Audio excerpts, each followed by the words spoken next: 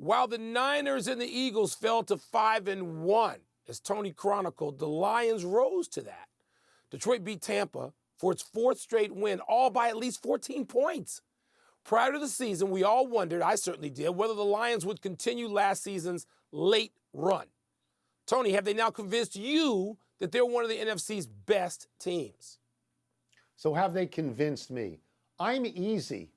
I'm not like you and watch this division my whole life and watch them lay down like dogs for 40 years. I am not burdened by that. So are they one of the best teams in the NFC? Sure. They're 5-1. And as you said, they've won 4 games in a row by 14 points or more. And you know the last time that happened with the Lions was 1970.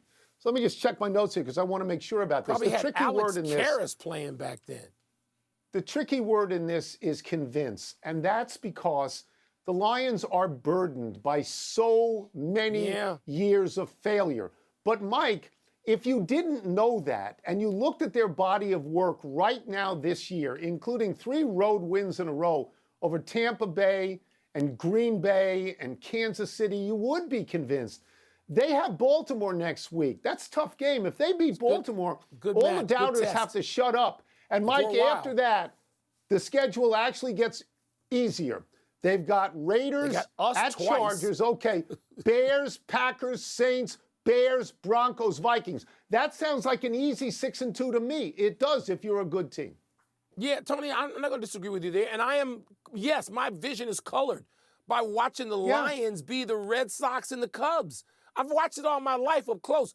I go back, seriously, can you name any Lions from 1970? You probably can, besides Alex Karras, Altie Taylor, who else? Lem Barney, maybe? I mean, it's Your so whole long life ago. you've watched. We're the only people on the air old enough to be able to name Lions from 1970. And you're right, Tony, it's futility. Look, their coach, Campbell, that defense, but offensively, we expected that. They seem to have put together one of these all-phases teams, at least for now. But, Tony, and by the way, they played through injury yesterday to starters. The NFL is a much longer season now, of course, literally than it's ever been, and stuff can happen.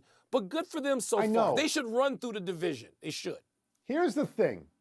I understand, as you understand, they have only won 1 playoff game in 55 years. Yeah. 1 playoff game. But Jared Goff didn't quarterback all those teams.